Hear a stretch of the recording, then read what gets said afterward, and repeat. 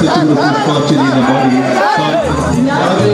ಸರ್ವಭೂತೇಶು ಸರ್ವಭೂತೇಶು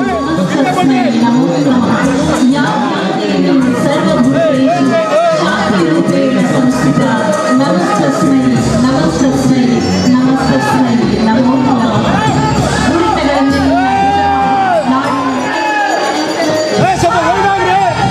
ಎಲ್ಲ ಕಷ್ಟಗಳನ್ನ ದೂರ ಮಾಡಿ ನಾಡಿನ ಜನರನ್ನ ಸಲಹು ತಾಯಿ ಎನ್ನುವಂತಹ ಪ್ರಾರ್ಥನೆಯ ಮೂಲಕ ಪುಷ್ಪಾರ್ಚನೆಯಿಂದ ನೆರವೇರಿಸಿದ್ದಾರೆ. ನಾಡಿನ ಸಾರಸ್ವತ ಲೋಕದ ಕಣ್ಮಣಿ ನಾಡೋಜ ಡಾಕ್ಟರ್ ಹಂಪನ ಎಲ್ಲರೂ ಅತ್ಯಂತ ಸಂಪೂರ್ಣದಿಂದ ಸಂತೋಷದಿಂದ ಭೂಮಿಯಿಂದ ನೆರವೇರಿಸಿ ನಾಡಿನ ಸುರಕ್ಷತೆಗಾಗಿ ಸೌಲಭ್ಯಕ್ಕಾಗಿ ಪ್ರಾರ್ಥನೆ ಮಾಡಿದ್ದಾರೆ. ಕರ್ನಾಟಕ ಸರ್ಕಾರ ಪರವಾಗಿ ಸ್ವಾಗತವನ್ನು ಕೋರುತ್ತೇನೆ.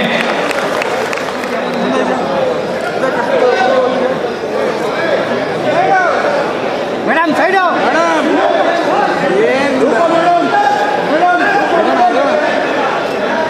ಸಿಎಂ ಸರ್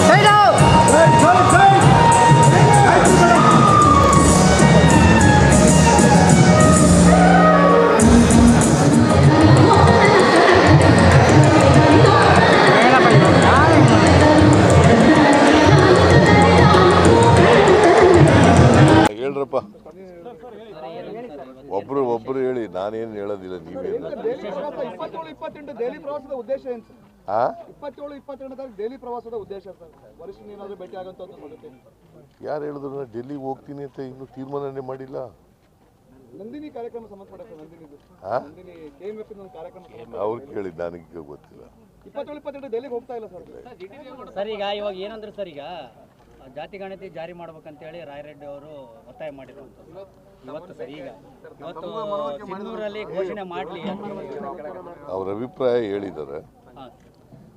ನಾನೇನು ಹೇಳಿದ್ದೀನಿ ಅಂತಂದರೆ, ಬ್ಯಾಕ್ವರ್ಡ್ ಕ್ಲಾಸ್ ಹಾಸ್ಟೆಲ್ಗಳಲ್ಲಿ ಇರ್ತಕ್ಕಂಥ ವಿದ್ಯಾರ್ಥಿಗಳು ಒಂದು ಸಮಾವೇಶ ಮಾಡಿದ್ರು ಮೈಸೂರಿನಲ್ಲಿ. ಆ ಸಮಾವೇಶದಲ್ಲಿ ಹೇಳಿದ್ದೆ, ನಾನು ರಿಪೋರ್ಟನ್ನು ತಗೊಂಡಿದ್ದೀವಿ, ರಿಪೋರ್ಟ್ ಕ್ಯಾಬಿನೆಟ್ನಲ್ಲಿ ಮಂಡಿಸಬೇಕು, ಅಲ್ಲಿ ಚರ್ಚೆ ಆಗಬೇಕು, ಆಮೇಲೆ ಅದು ಜಾರಿಯಾಗಿ ಮಾಡಬೇಕು, ಅದಾದಮೇಲೆ ಜಾರಿ ಮಾಡ್ತೀವಿ ಅಂತೇಳಿ ಹೇಳಿದ್ದೆ. ಆ ಹಿನ್ನೆಲೆಯಲ್ಲಿ ಹೇಳಿರಬೇಕು ಅಂತ ಅನಿಸುತ್ತೆ. ನವೆಂಬರ್ 1ರಿಂದ ಜಾರಿ ಮಾಡಬೇಕು. 2 ದಿನದಿಂದ ಸಿಎಂ ಅನ್ನು ಭೇಟಿ ಮಾಡಿದ್ದೆ. 2 ದಿನದಿಂದ ಸಿಎಂ ಅವರನ್ನ ಭೇಟಿ ಮಾಡಿ ಮನವರಿಕೆ ಮಾಡಿದ್ದೀನಿ. ಅದನ್ನ ಶೀಘ್ರ ಭೇಟಿ ಮಾಡಿದ್ದು ನಿಜ, ಹೇಳೋದು ನಿಜ. ಬಟ್ ಯಾವಾಗ ಮಾಡ್ತೀವಿ, ಕ್ಯಾಬಿನೆಟ್ ಮುಂದೆ ತರಬೇಕಲ್ಲ. ಅದನ್ನು ಕ್ಯಾಬಿನೆಟ್ ಮುಂದೆ ಮಂಡಿಸಿ ನಾನು ಬ್ಯಾಕ್ವರ್ಡ್ ಕ್ಲಾಸ್ ಇಲಾಖೆ ಮಂತ್ರಿ ಜೊತೆ ಮಾತಾಡ್ತೀನಿ. ಅವ್ರ ಜೊತೆ ಮಾತಾಡಿ ಆಮೇಲೆ ಟೇಕ್ ಇಟ್ ಡಿಸಿಷನ್. ಮುಂದಿನ ವಾರ ಅಂತ ಹೇಳಿಲ್ರಿ, ಮುಂದಿನ ವಾರ ಅಂತ ಹೇಳಿಲ್ಲ. ಅವ್ರ ಅಭಿಪ್ರಾಯ, ಅವ್ರ ಒತ್ತಾಯ ಹಂಗಿರ್ಬೋದು, ಮುಂದಿನ ವಾರ ಮಾಡಿ ಅಂತ ಒತ್ತಾಯ ಮಾಡಿರ್ಬೋದು. ಬಟ್ ಮುಂದಿನ ವಾರ ನಾವು ಬ್ಯಾಕ್ವರ್ಡ್ ಕ್ಲಾಸ್ನವ್ರ ಜೊತೆ ಕಮಿಟಿಯವರ ಇಲಾಖೆ ಜೊತೆ ಮಾತಾಡಿ ಆಮೇಲೆ ಆ ವರದಿ ಕ್ಯಾಬಿನೆಟ್ ಮುಂದೆ ಚರ್ಚೆ ಆಗಬೇಕು, ಆಮೇಲೆ ಅಸೆಂಬ್ಲಿ ಮುಂದೆ ಮಂಡಿಸ್ಬೇಕು. ಇವೆಲ್ಲ ಆಗಬೇಕಲ್ಲ ಪ್ರೊಸೀಜರು. ಅವ್ರ ಉದ್ದೇಶ ಏನು ಸರ್? ಎಲ್ಲರಿಗೂ ಆರ್ಥಿಕ, ಶೈಕ್ಷಣಿಕ, ಸಾಮಾಜಿಕ ನ್ಯಾಯ ಸಿಗುತ್ತೆ, ಅದ್ರ ಜೊತೆಗೆ ಒಳ ಮೀಸಲಾತಿ ಸಮಸ್ಯೆ ಕೂಡ ಪರಿಹಾರ ಆಗುತ್ತೆ. ಈ ಜಾತಿ ಗಣತಿ ವರದಿನ ಘೋಷಣೆ ಮಾಡಿದ್ರೆ ಅಂತ ಅವೆಲ್ಲ ನನ್ನ ಜೊತೆ ಚರ್ಚೆ ಮಾಡಿದ್ರಪ್ಪ. ಚರ್ಚೆ ಮಾಡಿದ್ದು government will take A decision on that. Okay.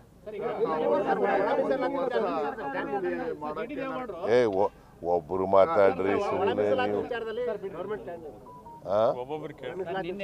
ಅವರು ಈಗ ಅವ್ರ ಪ್ರಶ್ನೆ.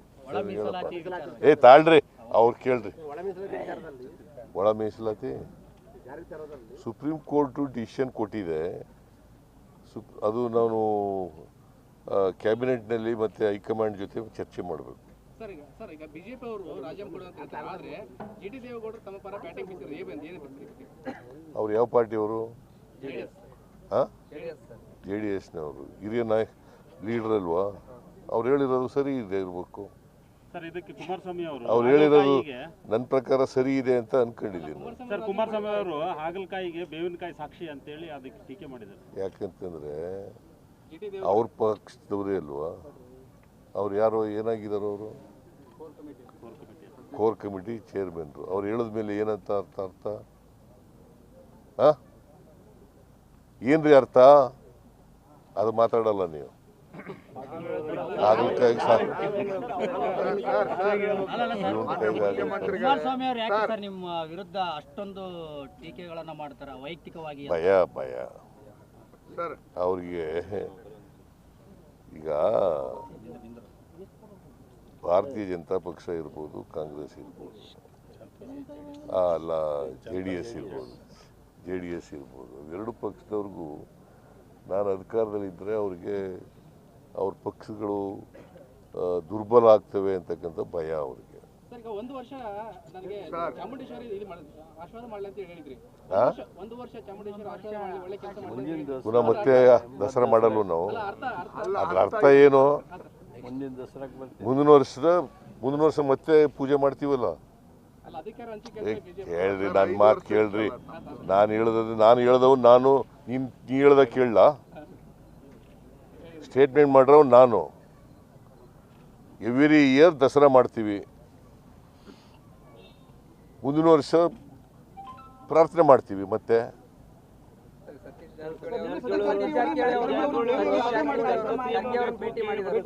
ಸತೀಶ್ ಮಾತುಕತೆ ಆಗಿದೆ. ಅದೇನಂದ್ರೆ ಸಿದ್ದರಾಮಯ್ಯನವರು ರಿಸೈನ್ ಮಾಡಿದ್ರೆ ನಮ್ಗೆ CM ಮಾಡ್ರಿ ಅನ್ನೋ ಚರ್ಚೆ ನಡೆದಿದೆ ಅನ್ನೋ. ನಿಮ್ ಜೊತೆ ಹೇಳಿದ್ರ ಹಂಗಂತ? ಅಲ್ಲ, ನಿನ್ ಜೊತೆ ಹೇಳಿದ್ರೇನೆ ಹಂಗಂತ? ನಿನ್ ಜೊತೆ ಹೇಳಿದ್ರ? ನೀನು ಈ ಊಹೆ ಮಾಡ್ಕೊಳ್ಳೋದು ಬೇಡ. ನಿನ್ ಜೊತೆ ಹೇಳಿದ್ರ? ಹೇಳಿಲ್ಲ ಅಂದ್ರೆ ಬಿಡು. ಕೇಳ್ರಿ ಇಲ್ಲಿ. ನಿಮ್ಮನ್ನ ಬಿಟ್ಟು ಸಭೆ ಮಾಡೋದೇನು ಉದ್ದೇಶ ಅಂತ? ಯಾರು? ಯಾರ ಜೊತೆ? ಖರ್ಗೆ ಅವ್ರ ಜೊತೆ. ಮಲ್ಲಿಕಾರ್ಜುನ ಖರ್ಗೆ ಸರ್. ಖರ್ಗೆ ಅವ್ರು ಏನಾಗಿದ್ದರು? AICC president. ಇವ್ರು ಏನಾಗಿದ್ದರು? ಮತ್ತೆ ಮಿನಿಸ್ಟ್ರು AICC ಪ್ರೆಸಿಡೆಂಟ್ ಜೊತೆ ಭೇಟಿ ಮಾಡಿದ್ರೆ ಅದಕ್ಕೊಂದು ಅರ್ಥ ಕಲ್ಪಿಸೋದೇನು? ಅದಕ್ಕೆ ಒಂದು ಇಂಟರ್ಪ್ರಿಟೇಷನ್, ನಿಮ್ಮದೇ ಆದಂಥ ಒಂದು ಇಂಟರ್ಪ್ರಿಟೇಷನ್ ಮಾಡಿದ್ರೆ ಏನಪ್ಪ? ನೋಡ್ರಿ, ಈ ಊಹಾ ವಾರ್ತೆ ಇದೆಯಲ್ಲ, ಇದು ಬಿಡಬೇಕು ನೀವು.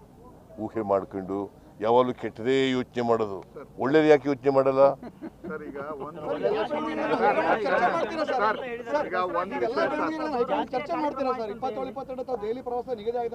ನಾ ಡೆಲ್ಲಿಗೆ ಹೋಗಲ್ರಿ. ಯಾವನೇ ಎಷ್ಟು ಸಾರಿ ಕೇಳ್ತೀಯ ಅದನ್ನ? ಒಂದು ವಿಷಯ ಸರ್, ನಾ ಡೆಲ್ಲಿಗೆ ಹೋಗಲ್. ಯಾರು ಹೇಳ್ಕೊಟ್ಟವ್ರು ನಿನ್ಗೆ? ಯಾರು ಮಾಹಿತಿ ಬರ್ತವ್ರಿಗೆ ಕೊಟ್ಟವ್ರು? ಯಾರ್ರಿ ಮಾಹಿತಿ? ನಿನಗೆ ಮಾಹಿತಿ ಯಾರ್ರೀ ಕೊಟ್ಟರು? ಸುಮ್ಮನೆ ನೀವು ನೋಡ್ರಿ, ಇನ್ವೆಸ್ಟಿಗೇಷನ್ ಜರ್ನಲಿಸಮ್ ಇಲ್ಲದವ್ರು ಹಿಂಗೆ ಆಗೋದು. ನಿಮ್ಗೆ ಇನ್ವೆಸ್ಟಿಗೇಷನ್ ಇಲ್ಲ, ಏನಿಲ್ಲ. ಸುಮ್ಮನೆ ಯಾರೋ ಹೇಳಿದ್ರು ನಾನು ಡೆಲ್ಲಿಗೆ ಹೋಗ್ತೀನಿ ಅಂತ. ಎಲ್ಲಿ ಹೇಳಿದ್ದೀನಿ? 27-28ಗೆ ಡೆಲ್ಲಿಗೆ ಹೋಗ್ತೀನಿ ಅಂತ ಎಲ್ಲಿ ಹೇಳಿದ್ದೀನಿ? ಹೇಳಿದ್ದೀನಾ? ಏನೇನೋ ಮಾತಾಡ್ತೀರಲ್ಲ.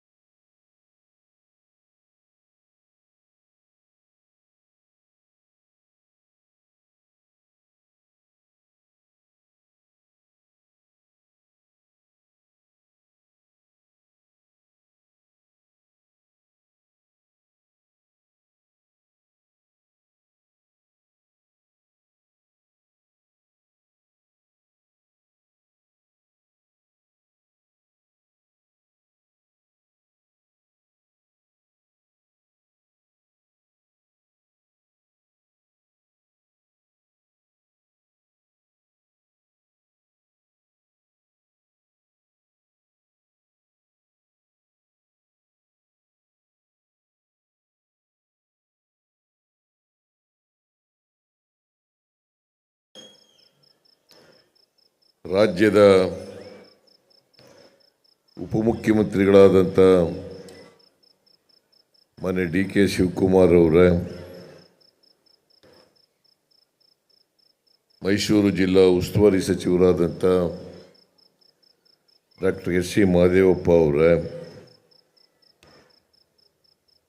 ಕನ್ನಡ ಮತ್ತು ಸಂಸ್ಕೃತಿ ಇಲಾಖೆಯ ಸಚಿವರಾದಂಥ ಮಾನ್ಯ ಶಿವರಾಜ್ ತಂಗಡಗಿಯವರ, ಇವತ್ತು ರಾಜ್ಯ ಸಂಗೀತ ವಿದ್ವಾನ್ ಪ್ರಶಸ್ತಿ ಪುರಸ್ಕೃತರಾದಂಥ ಡಾಕ್ಟರ್ ಪಂಡಿತ್ ಬಸವರಾಜ್ ಭಜಂತ್ರಿಯವರ,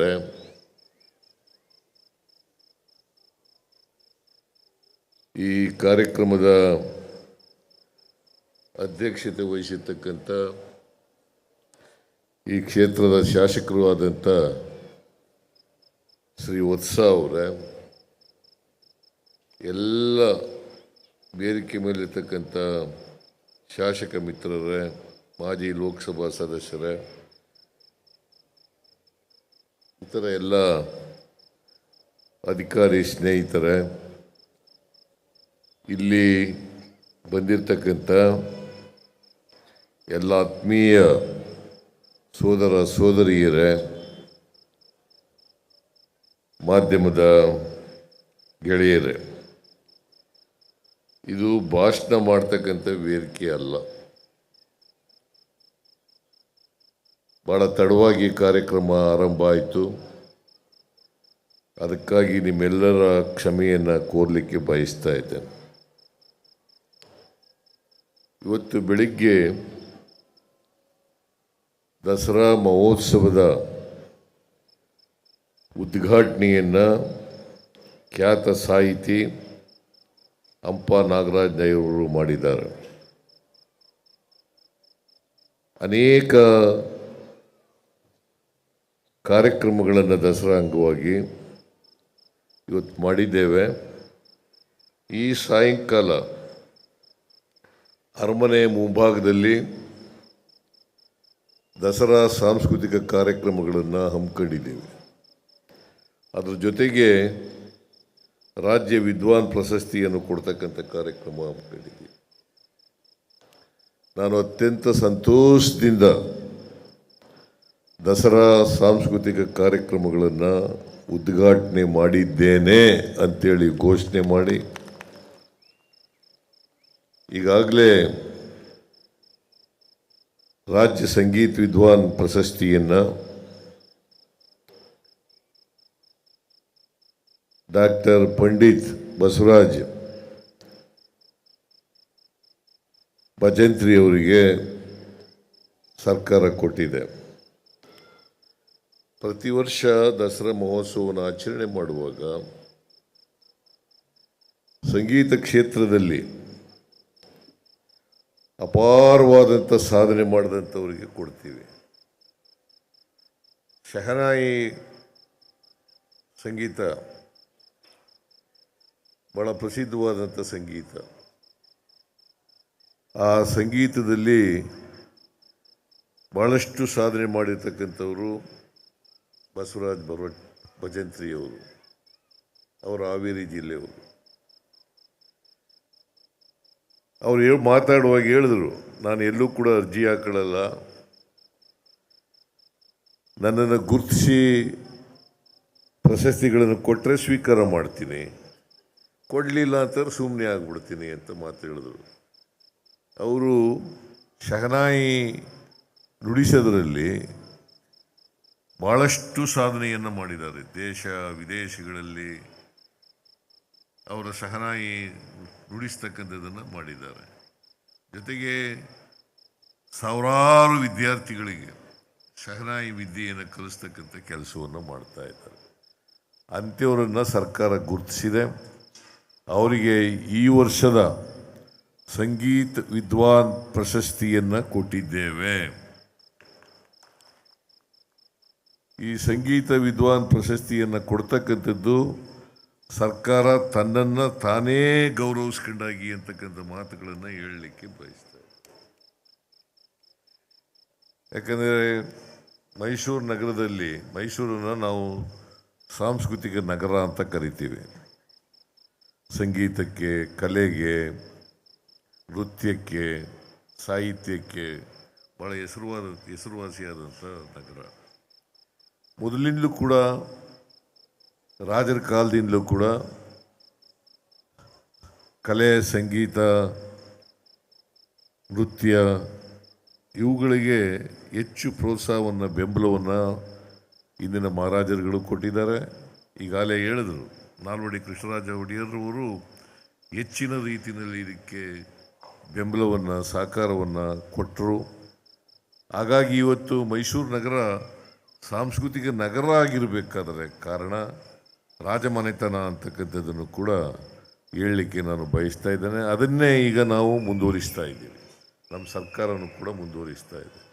ಇವತ್ತು ನಮ್ಮ ಸರ್ಕಾರ ಯಾರು ಸಂಗೀತ ಕ್ಷೇತ್ರದಲ್ಲಿ, ಕಲೆಯ ಕ್ಷೇತ್ರದಲ್ಲಿ, ಸಾಹಿತ್ಯ ಕ್ಷೇತ್ರದಲ್ಲಿ ಅಪಾರವಾದಂಥ ಕೆಲಸವನ್ನು ಮಾಡಿರ್ತಾರೆ, ಅಪಾರ ಗೌರವವನ್ನು ರಾಜ್ಯಕ್ಕೆ ತಂದುಕೊಟ್ಟಿರ್ತಾರೆ, ಅವರನ್ನು ಗುರುತಿಸಿ ಮಾಡ್ತಕ್ಕಂಥದ್ದು ಯಾವುದೇ ಸರ್ಕಾರದ ಕರ್ತವ್ಯ, ಜವಾಬ್ದಾರಿ ಅಂತಕ್ಕಂಥದ್ದನ್ನು ಅರ್ಥ ಮಾಡಿಕೊಂಡು ಇವತ್ತು ಬಸವರಾಜ ಭಜಂತಿಯವರನ್ನು ನಾವು ಗುರುತಿಸಿದ್ದೀವಿ. ಅವರಿಗೆ ಸನ್ಮಾನ ಮಾಡಿದ್ದೀವಿ, ವಿದ್ವಾನ್ ಪ್ರಶಸ್ತಿಯನ್ನು ಕೊಟ್ಟಿದ್ದೀವಿ. ಇವತ್ತು ಬೇರೆ ಬೇರೆ ಕಾರ್ಯಕ್ರಮಗಳಿರೋದ್ರಿಂದ ನಾನು ಹೆಚ್ಚು ಮಾತನಾಡಲಿಕ್ಕೆ ಹೋಗಲ್ಲ. ನೀವೆಲ್ಲರೂ ಕೂಡ ಭಾಳ ಹೊತ್ತಿನಿಂದ ಕಾದಿದ್ದೀರಿ ಮುಂದಿನ ಕಾರ್ಯಕ್ರಮಗಳನ್ನು ವೀಕ್ಷಣೆ ಮಾಡಲಿಕ್ಕೆ. ಅದಕ್ಕೋಸ್ಕರ ನನ್ನ ಭಾಷಣವನ್ನು ಮೊಟಕುಗೊಳಿಸಿ ನೀವೆಲ್ಲರೂ ಕೂಡ ಮುಂದಿನ ಕಾರ್ಯಕ್ರಮಗಳು ಇವತ್ತಿನಿಂದ 10ನೇ ತಾರೀಕು 11ನೇ ತಾರೀಕಿನವರೆಗೆ ಅನೇಕ ಕಾರ್ಯಕ್ರಮಗಳು ಇಲ್ಲಿ ನಡೀತವೆ. ಈ ವೇದಿಕೆಯಲ್ಲಿ ಅನೇಕ ಕಾರ್ಯಕ್ರಮಗಳು ನಡೀತವೆ. ಅದನ್ನೆಲ್ಲರೂ ಕೂಡ ಮೈಸೂರು ನಗರದವರು, ರಾಜ್ಯದವರು, ದೇಶ ವಿದೇಶದವರು ಎಲ್ಲರೂ ಕೂಡ ಆಸ್ವಾದನೆ ಮಾಡಿ ಸಂತೋಷ ಪಡಬೇಕು ಅಂತೇಳಿ ನಿಮ್ಮಲ್ಲೆಲ್ಲರೂ ಕೂಡ ಮನವಿಯನ್ನು ಮಾಡಿ ನನ್ನ ಮಾತುಗಳನ್ನು ಮುಗಿಸ್ತೇನೆ. ಮತ್ತು ಬಸವರಾಜ್ ಭಜಂತ್ರಿಯವರಿಗೆ ನನ್ನ ಪರವಾಗಿ, ರಾಜ್ಯ ಸರ್ಕಾರದ ಪರವಾಗಿ ಅಭಿನಂದನೆಗಳನ್ನು ಹೇಳಲಿಕ್ಕೆ ಬಯಸ್ತಾ